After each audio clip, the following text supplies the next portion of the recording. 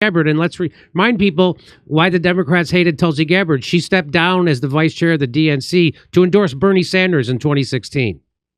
She then went on to tell the truth about the Syrian war. Yep. You can't tell the truth about war. They're going to they still slander me. Look at my Wikipedia page. It's all because I told the truth about war, and then I told the truth about COVID. So those were the two things they went after her for. And now she's on. I have the longest Canary Mission rap sheet of anybody. Yeah. They hate me the most. I'm proud of that. So here she is. She's gonna, because in general, she tells the truth about war. She's horrible on Israel Palestine, but I'll join with her to try to end the Ukraine war, to try to stop a war with China and anywhere else. But here's what she has to say about Kamala being endorsed by Dick Cheney. Here's what she said. I have a very simple message for my Democrat friends, my independent friends, those who may not be sure about who they're voting for in this election. Dick Cheney has just made the choice very clear. A vote for Kamala Harris is a vote for Dick Cheney, the architect of everything that has gone wrong in the Middle East for the last few decades.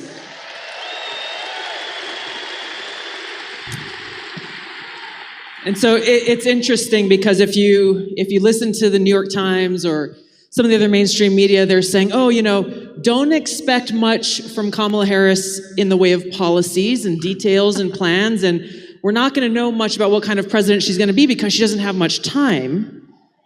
They're conveniently ignoring the fact that she's been there working in the White House the last 3.5 years alongside Joe Biden. She's been the last one in the room, according to her, as these big decisions are being made. But we look at who she says, her response to the Dick Cheney announcement today was that she was honored to have his endorsement. And we got military veterans in the house. Got a lot of you who probably served in the Middle East like I did. And so it sickened me, Tucker, to read those words today, both from Dick Cheney, Liz Cheney, and Kamala Harris, because we have people who we care very much about who were killed in those wars because of Dick Cheney. These lies. Kamala Harris has told us all we need to know about what kind of commander-in-chief she would be. And I don't know about you, but I would not trust her for a moment with the lives of my brothers and sisters in uniform. So let's remember that Hillary Clinton said she was a Russian asset, as she's an officer serving in the military.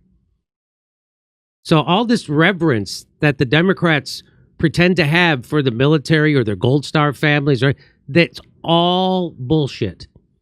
Because here's someone who's serving in those illegal wars that they all started and championed, and they'll slander her for telling the truth about them. You don't get slandered for lying. You get put in prison for lying and slandered for telling the truth. Julian Assange wasn't in jail because he lied about the military-industrial complex. He was in jail because he told the truth about our torturous wars and our illegal wars of aggression and our imperialism. That's what gets you in trouble. Tucker Carlson didn't get fired from Fox News because he was lying about Ukraine and Syria or COVID. He got fired because he was telling the truth about those things. And when he brought, and the January 6th, what happened, he told the truth about that. And that was it. And then when he brought on Bobby Kennedy to tell you the truth about COVID, and that was it. They were done. They got rid of him. So again, Tucker Carlson didn't get fired when he was on the wrong side of the Iraq war, repeating lies about the Iraq war. He got fired when he started telling the truth about the Ukraine war, when he started telling the truth about the Syrian war, when he started telling the truth about the military-industrial complex and how both parties are beholden to the same thing. That's what happens. And so that's what happened with Tulsi Gabbard. When she told the truth about the Syrian war and she told the truth about Russiagate, what happened? She gets smeared immediately. And they called her a Russian. Turn with Tucker. Go ahead. What's that? One of his children was a Ron Paul fan and put him onto that. And that was kind of the period, because you're right. Like, he did promote the rhetoric about Iraq and wants to nuke Iran and all this silly stuff. But when he got the right opinions in front of him, he completely changed, and he was right on all those other things about Syria, for example, Ukraine, COVID, J6. We all knew there's no way he's still going to be on Fox near November. There's no way they're going to let Tucker have that channel during the election because he's just telling too much of the truth. But he landed on his feet because he went right to X, and his videos are still seen by millions of people. So they start going after Elon Musk. Oh, there's Bill Maher. Let's see what that cretin has to say. And so they're going after Elon Musk, even though he's 90% on board with the billionaire agenda. He can't go rogue even a little. He allows a little bit of free speech on Twitter, and that's too much for them. They can't lose control of the narrative, because if the establishment loses control of the narrative, they have to start disappearing people. And they'll do that too, but it's harder.